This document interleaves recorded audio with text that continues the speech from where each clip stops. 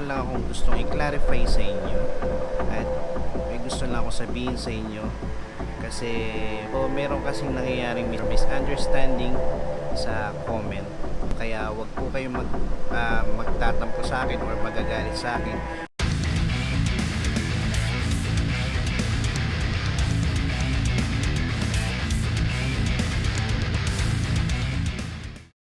What's up mga boss? Welcome kayo sa panibago kong vlog. This time, hindi mo na ako mag-repo update sa labas. Ngayong araw kasi is kasagsagan ng bagyo. Ang araw ngayon is Lunes. So, yan, ingat kayo kung saan man kayo nandun ngayon. Alright, so maraming pagbaha, malakas na ulan. Yan, hanggang ngayon, hapon, wala pa rin tigil ng ulan, no? So, yan, keep safe mga boss, no? Alright, so ngayong video na to mga boss, meron lang akong gustong i-clarify sa inyo at may gusto lang akong sabihin sa inyo kasi puro lang ako vlog ng vlog, no? Alright, so medyo meron lang mga part na hindi ko pa naki-clear sa inyo. Alright, so may mga nababasa rin kasi ako mga comments na hindi rin malinaw para sa inyo or para sa akin na rin, no? Okay, so meron kasing nangyayaring misunderstanding sa comment. Kailangan ko rin pakinggan yung mga comments nyo mga boss. Sa pamamagitan ng video ko ngayon, masabi ko yung dapat kong sabihin. Unang-una sa lahat, no? Sa lahat ng mga store ng mga motorsiklo na pinupuntahan ko, lilinawin ko lang po sa inyo na hindi po ako nagtatrabaho doon.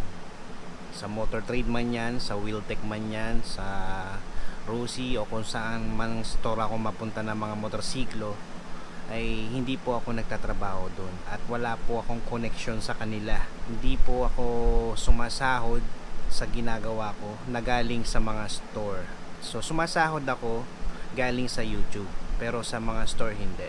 Gusto ko linawin sa inyo yun mga boss, no? So, sa mga nagko-comment dyan, kung hindi ko kayo nare-replyan, pagpasensyahan nyo na ako kasi napakarami yung nagme-message sa akin mismo sa personal ko na account or number, no? Hanggat maaari mga boss, kung interesado kayo sa motorsiklo na makikita nyo sa mga vlogs ko at gusto nyo talagang bumili ng repo or mag-apply for installment, sa kanila kayo mag-message. Nilalagay ko naman yan sa comment section tsaka sa screen na rin. Yan, sila yung kontakin nyo directly. Kasi pag sa akin, hindi ko agad mababasa yung message nyo at hindi ko rin kayo agad marereplyan. Kaya wag po kayong magtatampo sa akin or magagalit sa akin kung sakaling hindi ko kayo nare-replyan. Sa kadailanan, napakarami yung nagme-message sa account ko. Hindi ko na kayo lahat ma-message. Sa mga magtatanong nyo ng location, hanggat maaari, panoorin nyo ng buo yung video na ina-upload ko para nang sa ganon ay malaman nyo yung address o yung location or number. Kailangan nyo panoorin kasi madalas talaga kapag nag-upload ako, lalong lalo na sa Facebook, nilalagay ko na yung address or location pero ang dami pa rin nagko-comment na location, kung saan daw yung location. Yan, doon ako nagtataka, no? Nilalagay ko na siya pero bakit gano'n? Alright, pero okay lang naman sa akin yun mga boss, no? Walang kaso yun. Kaya nga ako gumawa ng video na to para linawin din sa inyo. Pagdating sa Facebook page ko, yan, kapag nag-upload kasi ako sa Facebook page mga boss, sa umaga nag-upload ako ng video, ng full length video. Yung full length vlog ko, nandun lahat, pati yung location, pati yung kung magkano yung mga motorsiklo, nandun lahat. Alright, so after kong ma-publish yun, naglalagay din ako sa comment section ng contact number nila, pati address.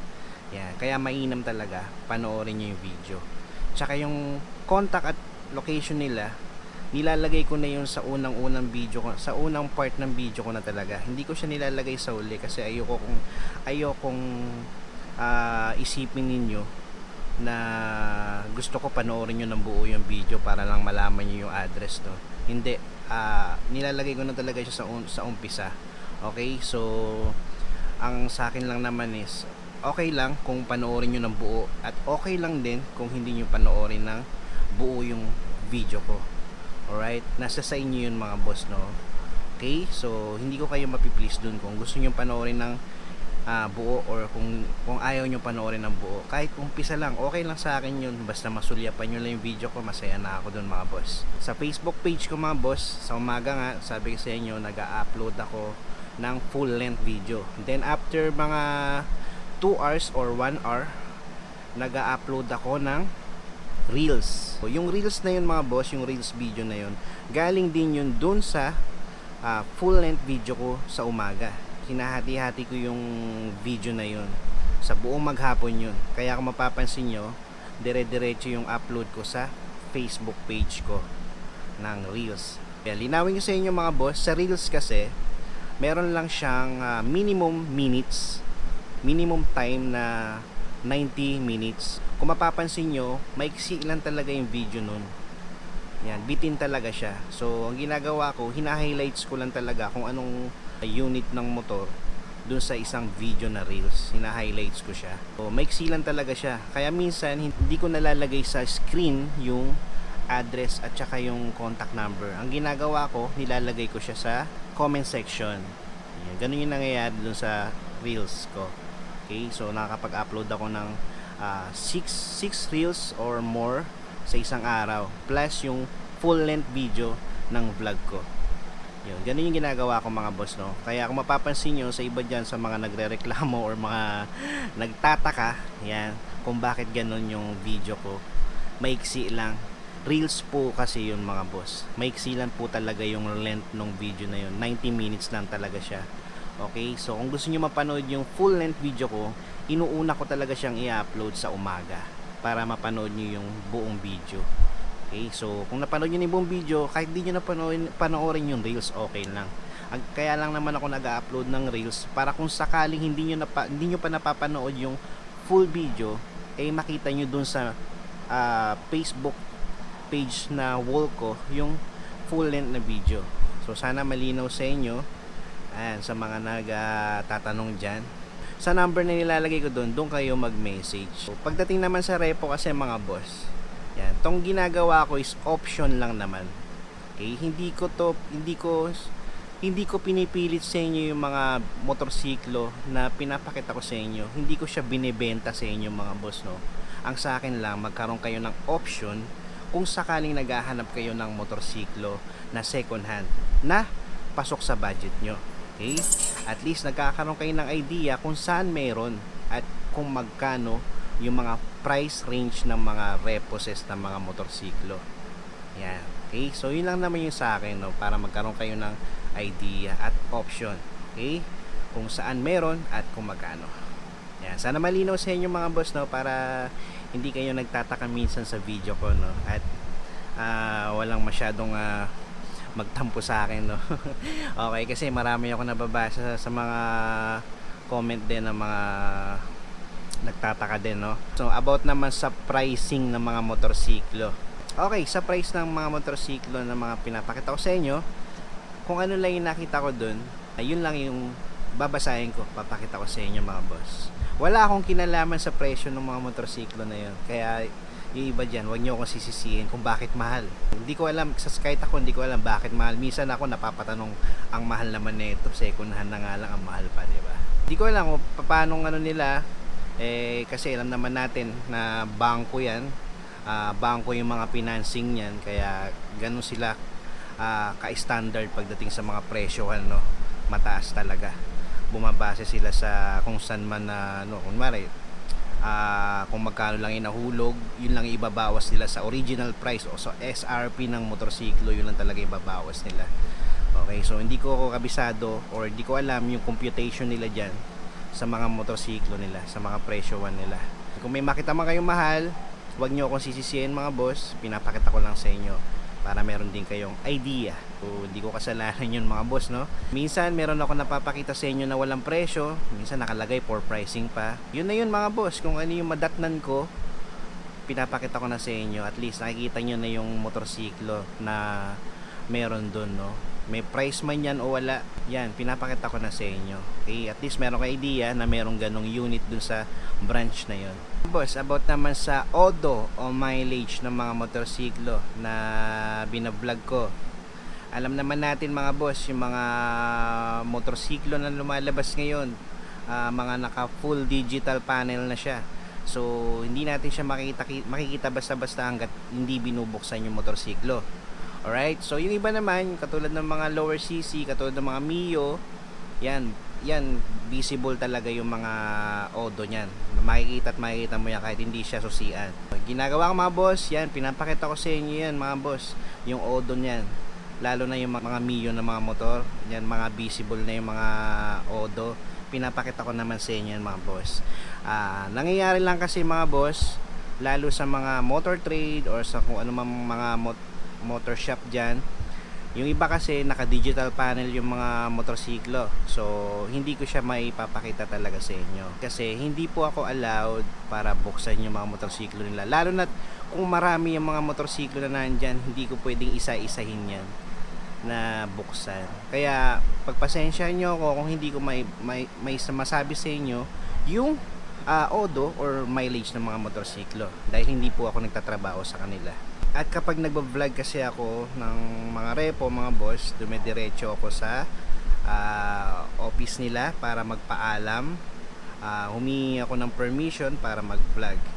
After that, yun na, mag-start na ako mag-vlog. Hindi na ako masyadong nagtatanong sa kanila kasi alam ko kasi na may mga trabaho din sila dun sa store. Ayoko silang istorbohin, ayoko makaabala para lang mag-vlog sa store nila. Kaya hanggat maaari, hindi ko na sila iniistorbo. Once na nakapagpaalam na ako mag-vlog, pag pumayag sila, edi go. Pag hindi, edi go rin. Hindi rin ako mag-vlog. Ganun po yung nangyayari sa pag-vlog ko. Nagpapaalam muna po ako sa mga staff nila or sa manager kung pwede ako mag-vlog sa store nila. Ganun po yung ginagawa ko. At kung may pagkakataon naman na libre sila, nagtatanong-tanong din ako kung ano ba yung mga dapat na sabihin ko sa video ko, no? Minsan may mga promo sila na binibriefing sa akin na ganyan-ganyan, meron silang promo ganyan. Yun ay sinasabi ko rin sa video ko. Alright, pero kung busy sila, meron silang inaasikasong mga customer or mga clients, hindi ko na sila inaabala, no?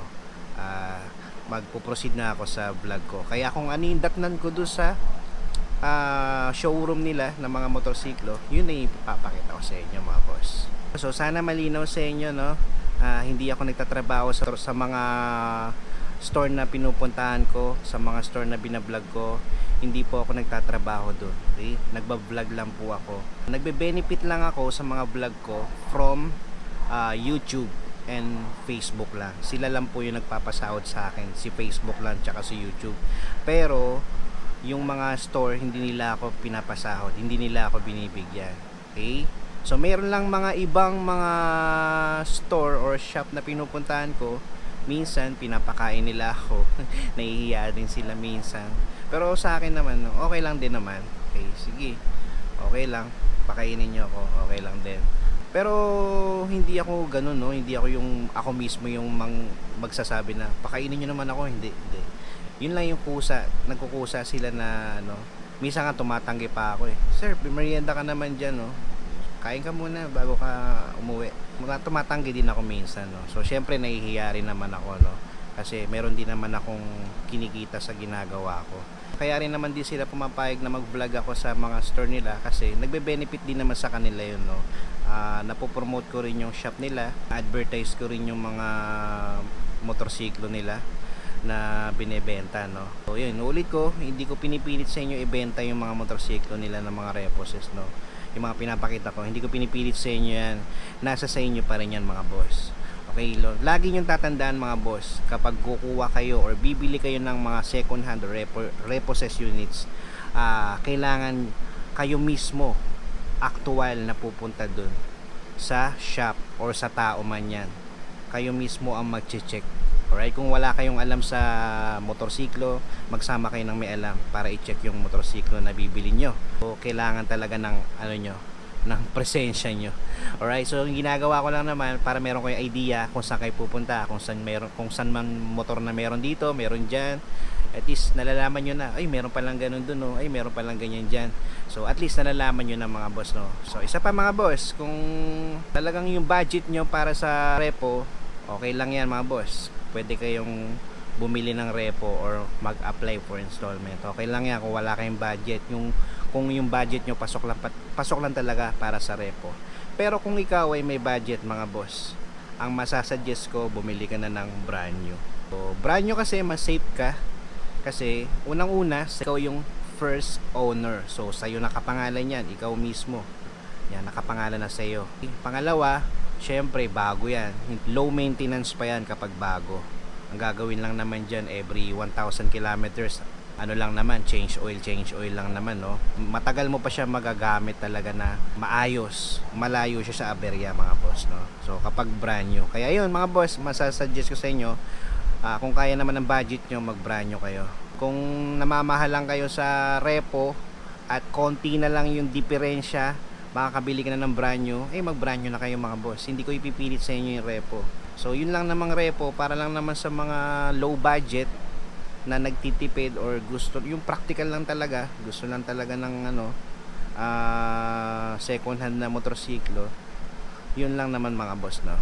Kung may mga katanungan pa kayo, mag-comment lang kayo sa comment section mga boss, no? So yun, kung sakaling wala kayong alam mga boss, kung wala kayong alam sa motorsiklo at wala rin kayong makuwang mekaniko at kailangan nyo talagang kumuha at bumili ng repo, una yung titignan dyan mga boss, yung makina or yung sa CVT nya sa panggilid, kung pwede pabuksan nyo para makita nyo yung loob, kung stock pa ba lahat ng mga nandun or napalitan na.